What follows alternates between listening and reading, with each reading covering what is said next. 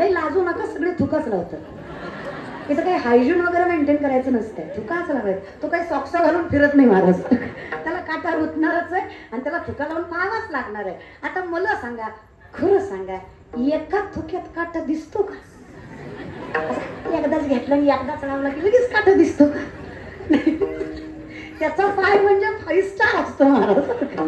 त्याच्या पायातला काटा बघाय त्याला 2-4 वेळा तरी खपल्या करायला लागतं. एका थुक्यात दिसणार आहे का दादा? असं 2-4 वेळा तरी थुका लावायला.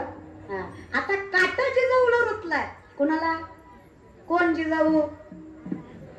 हा हाय तुम्ही, हाय हाय बरं. तुकोबाची बायको जिजाऊ, पायात तिच्या काटा रुतलाय.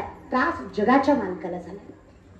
अखिलकोड ब्रह्मांड चालक, त्रैलोक्याचा नाथ, जगन्नाथन, विश्वाचा परमात्मा, अहो जगत पत्त्या, तो जगाचा मालक, त्रैलोक्याचा नाथ, अखिलकोट ब्रह्मांड चालक, द्वारकेचा राजा, सिंहासनावर बसणारा, वैकुंठ सोडून आलाय आणि जिजाऊच्या मागे मागे मागे धावतोय आणि थांबवतोय जिजाऊला.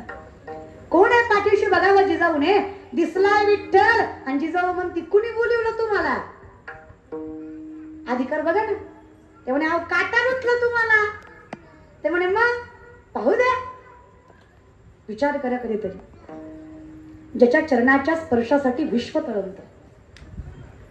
योग याग वैकल्य कितीही करावं तरी जगाच्या मालकाच्या चरणाचा स्पर्श दुर्लभच. त्या विश्वाच्या मालकाने त्या माय माऊलीचा पाय स्वतःच्या हातात घेतलाय. त्या पांडुरंग परमात्म्याने, अहो ज्याच्या सत्तेनं हे चंद्र सूर्य चालतं, त्या विश्वाच्या मालकानं त्या जिजाऊचा पाय स्वतःच्या हातात घेतला आणि स्वतःच्या मांडीवर ठेवून स्वतःच्या थुक्यानं काटा दिसला का पाहिला. त्याला पण एका थुक्यात दिसला नसावा. त्यानं विद्वान जार्याला लावला. सरपंचाला नाही पण सरपंचिनीला लय राग आला. पंढरपूरची तुमची नाही महाराज. सरपंच कोण? या जगात एकच मालक आहे. या जगात एकच मालक आहे आणि एकच मालकीण आहे. महाराज फार गोड सांगतात आमच्यासाठी. मृत्यूलोकी एक नगर, त्याचे नाव पंढरपूर. मृत्यूलोकी एक नगर, त्याचे नाव पंढरपूर.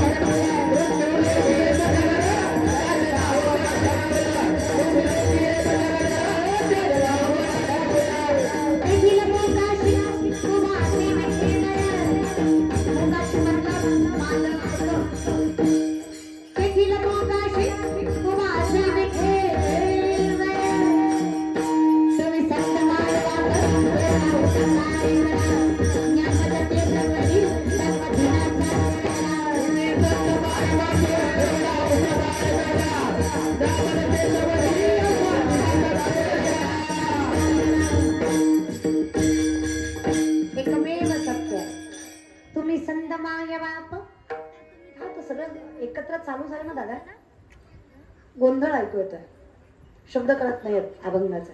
काही जमलं तर करा. तुम्ही संत माय बाप एवढा उपकार करा, न्या मजती तवरी दाखवा दिनाचा सोयरा. दिनाचा याचा अर्थ प्रत्येकाला तेवढाच अधिकार आहे. उच्च नीच काही, इष्टे भाव भक्ती, ना ज्ञान अज्ञान, ना उच्च नीच, ना कुळ गोत्र जात पंथ, ना वर्ण. इथे फक्त शुद्ध भाव. मग नामदेव पायरी झाडणारी बाई काय आणि अभिषेक करणारा पुजारी काय, दोघाचा अधिकार सारखाच. आणि काय केलं नाही माझ्या विठ्ठलाने. अहो नरहरी सोनाराला 1400 तोळ सोनं एका सावकाराने घडवायला दिलंय. 1400 म्हणजे सोपं. सांगितलंय उद्या लग्न आहे पोरीचं, उद्या 12 पर्यंत व्हायला पाहिजे. भगवंताच्या नामात दिवस निघून गेले, कळलं नाहीये, उद्यावर आलंय. नरहरी सोनारांना चिंता वाटायला लागली, कसं घडवायचं सोनं. सोपं आहे का? एखादा दागिना घडवायला दिवस लागतात. पाटले तोडे मंगळसूत्र काय काय काय तर मला एवढं नाही माहिती. खूप काही असतं, एवढं सगळं घडवायचं. सावकाराने सांगितलं उद्यापर्यंत नाही झालं तर दुकान उठवत. विठ्ठलाच्या भक्ताचं दुकान उठवायचं एवढं कुठं सोपं आहे. पंढरीच्या मालकानं वैकुंठ सोडला आणि नरहरी सोनाराच्या दारात 10 वाजता रात्री येऊन उभा टाकले. दरवाजा वाजवला, कोण आहे? विठ्ठल सोनार आहे मी. कारागिरच चांगला, भारी सोनं घडवता येतं मला, म्हणाल तसे दागिने करतो, गरज आहे मला कामाची, पण विश्वास कसा ठेवावा? सगळं शरीर थंड आहे, सगळं शरीर अप्रकाशित आहे, फक्त स्वरूप प्रकाशात आहे. तेजस्वी स्वरूप दिसतंय, चेहरा दिसतोय. नरहरींना कळावं देवच यावा. दिलंय कारागिराकडे सोनं करायला, 1400 तोळ सोनं 3 तासात दागिने करून तयार. पहाटे 3-3:30 पर्यंत काम आवरलं. 3:30 वाजता सगळं सोनं ठेवून, सगळे दागिने नरहरी सोनाराच्या हातात ठेवून विठ्ठल सोनार म्हणतात, येतो बरं आता. नरहरी सोनार म्हणले, असं काय करता? अहो सकाळी जा ना, इतक्या रातचं कुठं जाता? ते म्हणे, नाही लोक वाट बघतायत माझी. कोण वाट बघताय? अहो गिरजेचा कांत सुद्धा उभा आहे. वाळवंटापासून महाद्वारापर्यंत सुरवरांची माती उभे सामर्थ्याने उभे टाकलेत सगळे उठवण्यासाठी. उठा पांडुरंग आता दर्शन द्या सकळा, झाला रणोदय सरली निद्रेची वेळ. उठा पांडुरंग प्रभात समय पातला, वैष्णवांचा मेळा गरुडा पायी दाटला. उभे सगळे वाट बघतायत माझी. नाही कोणी तर माझी बायको आहे, ती उठवते ना, ती काळजी करते. राही रखमाबाई तुम्हा येऊ द्या दया, सेजे हलवूनी जागे करा देवराया, सेजे हलवूनी जागे करा देवराया. हा अधिकार असतो दादा रखमाईचा. माय आपण तिचं स्वरूप आहे. करा ना विचार कधी केला त्या रखमाईनं विचार. 28 युगे झालं पाठीशी उभा आहे त्या विठ्ठलाच्या. तिनं जर अधिकाराचा, सामर्थ्याचा, बराबरीचा, समानतेचा विचार केला असता तर नसती उभी टाकली पाठीमाग.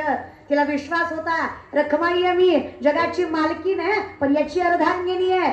हिने नाही शेजारी उभा केलं तरी चालतंय, पण त्याची पाठ राखण करणं कर्तव्य आहे माझं. तिनं नाही तक्रार केली देवाकडं, नाही म्हणले देवाला, का हो विठ्ठला जगाचं न सांगता कळतं तुम्हाला, बायकोचं दुःख पण कळू द्या की, सगळ्या जगाला मदत करता, बायकोला विक्री तरी करा की. माझं उभा केलं, माझाच रुसवा काळा भक्तासाठी तुम्हीच पुढे उभं राहिले, मला मागं टाकलं, कळतं का तुम्हाला? दुःख विचारत तरी जा. विश्वास होता रखमाईला. पाठीशी जरी विठ्ठलाच्या असले तरी अर्धांगिनी त्याची आहे. मला गरज त्याच्या नजरेची नाही, त्याच्या विश्वासाची आहे. मला गरज त्याच्या प्रेमाची नाही, त्याच्या संसाराची आहे. माहित होतं रखमाईला, विश्वास होता विठ्ठलावर. नाही जरी माझ्या शेजारी उभा राहिला तरी विश्वास आहे मला, नजर न करता सुद्धा माझं रक्षण करणार हा विश्वास 28 युगे उभं करतो तिला. याच रखमाई येतात. आपल्या परंपरेत हे असं नातं तोडायचं, सोडायचं असं चालत, सांभाळायचं. आणि किती दिवस त्रास देईल ग माणूस तरी. एक ना एक दिवस आपली वेळ, आपलं सुख आपल्या पदरात. काळजी करू नका, थोडा विश्वास ठेवा. आणि आयुष्यात तुम्ही जशा बुद्धीने विचार कराल ना तसंच घडत असतं बघा. कधी पण लक्ष, सगळं it's all depend your mind. तुम्ही जसा विचार करा. तुम्ही जर नवीन गाडी आणली तुमच्या डोक्यात असेल ना, नवी माय घासली तर, नवी माय घासली तर, नवी माय घासली तर, घासत नसते, ठोकत असते. घासत असते होय, घासती नेसती घासत असते होय, ठोकत असते मला. तुम्ही सांगा, तुम्ही जर कॉन्स्टंटली निगेटिव्ह विचार करता, कायम तुमचा नकारात्मक विचार आहे, चांगलं घडणार आहे का? मग जाऊ द्या ना, घालून या भार राहिलो, जे व्हायचंय ते टळणार आहे का? होऊ द्या ना, तुम्ही चिंता करू बिलकुल नाही या विषयाकडे. नाही नरहरी सोनाराने चिंता केली, राखलं परमात्म्याने. आता परमात्मा काकड्याला आलाय. देवाच्या सगळ्यात जवळचा भक्त कुठला? नामदेवराय. देवाच्या सगळ्यात जवळ कोण आहे? नामदेवराय. नामदेवराय अभिषेकाला गेले. पुजाऱ्यांना अभिषेक करायचा आहे काकड्याच्या अगोदर, काकड आरतीच्या अगोदर. अभिषेक चालू झालाय. पहिल्यांदा पाणी टाकलं, दूध टाकलं, दही टाकलं, आता मध टाकलाय. जसा मध पडला मूर्तीवर, मूर्ती थरथर कापायला लागली. चिंता वाटायला लागली ब्राह्मणाला, काय चुकलं की काय माझं? आयुष्यात एवढी पूजा केली पांडुरंगाची, पण कधी मूर्ती थरथर कापलेली पाहिली? काय चुकलं असावं माझं? म्हणून नामदेवरायांना बोलवलं. नामदेवरायला विचारायला लावलं, बघा काय झालंय देवाला, मध टाकला की थरथर कापतंय. त्याचं कारण आहे, जर प्युअर मध असेल आपल्या डोळ्यासमोरचं बरं का, बाकी 99% जे तुम्ही दुकानात घेता ते मध सगळे खोटे असते. मध आपल्या डोळ्यासमोर काढलेला असावा, तो मध जर तुम्ही सकाळ सकाळी डोळ्यात टाकला ना तर अक्षरशः आग ओतल्यासारखी आग होते, पण डोळा स्वच्छ. मध हे जखम भरून आणायचं काम करतं, स्वच्छ करायचं काम करतं, पण त्याच्यामुळे झणकतं. जसं आयोडीन हे ज्यावेळेस आपण लावतो त्यावेळेस काय होती जखम, झणकते, पण स्वच्छ. अगदी तसं मध आहे. मग मध पडला की मूर्ती थरथर कापतीये.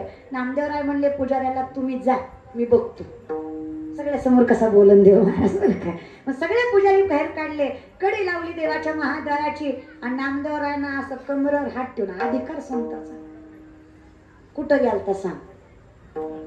काय विचारलं विठ्ठलाला, कुठे गेलता सांग. पितांबर कस काय जळलं तुझं, हात बघू. हात बघितला, कसं काय चटके बसले हाताला, खरं सांग विठ्ठला. काय सांगू नामा तुला. नरहरी सोनाराला सावकार म्हणला, नाही झाले दागिने वेळेत तर बाजार उठवीन तुझा. माझ्या भक्ताचा बाजार उठवायचा सोपं आहे रे, आणि तो ही माझ्या भक्ताचा. सावकारानं गेलो दागिने करायला, पण घाई घाई होती रे, पण गडबडीत लगड पोळली की हात भाजायचा आणि इस्तू पडला की पितांबर जाळायचा. असं घाई घाईनं पितांबर जाळला आणि इस्तवाना हात भाजले. नामदेवरायाच्या डोळ्यात पाणी आलं आणि नामदेवरायानं विचारलं, देवा किती करतोस रे, विसरतो का रे, विश्वाचा मालक आहेस तू, मानव स्वरूपात जातोस, हाताला चटके लावून घेतोस, पितांबर सुद्धा जळला की रे तुझा. अरे परमात्मा द्वारकेचा राजास तू, पण भक्तासाठी राखावया भक्ती काज, नाही लाज धरीत, कसलीच लाज धरत नाही. तुकोबाराय म्हणले, देवा आठवतो का गेला जन्म, मी अवतार नाम याचा, मी नामदेवरायाचाच अवतार आहे. मी डोळ्यानं बघितलंय तू भक्तासाठी काय काय केलंय. मग तुझ्यासाठी अहंकार सोडणं जमत नाही का मला. काय केलं नाही सगळ्या. त्या जिजाऊच्या पायातला काटा. तुम्ही जागेवर आले का, तुम्ही जागेवर आले का, फिरत जा पण येत जा. जिजाऊ जिजाऊ ती काटा पांढरा नव्हता का बघत, ते राग नव्हता का आला रखमायला. आली का हितवर आलते काय, राग आला रखमायला महाराज, राग आला. अहो जगाचं मालक आहे तुम्ही, सगळं कळतं तुम्हाला. नवरा सगळ्यापासून सगळं लपवू शकतो, पण बायकोपासून. मग गावात किती बी टाईट कलर करून फिरला तरी बायकोला गोडच बोलावं लागतं, कारण बायकोला बरोबर माहित असतं किती गुणाचं आहे महाराज.